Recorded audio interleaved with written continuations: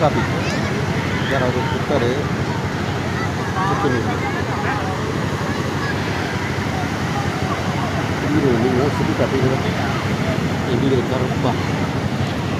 இதில் வந்து சுக்குனாக்கா இஞ்சி காய வச்சுட்டு இட்லி போடுவாங்க. அப்புறமா இதை தான் போடுறாங்க. ஆனால் காரமாக இருக்குது. வெல்லம் காப்பி வெல்லம் அப்புறமா ஏதோ முழுவாக ஏதோ போடுறாங்க. டிஃப்ரெண்ட்டாக இருக்குது காரமாக. நெஞ்சு சளியெல்லாம் எடுத்துரும். ப்ளஸ்ஸு கோல்ட் ஆகாது.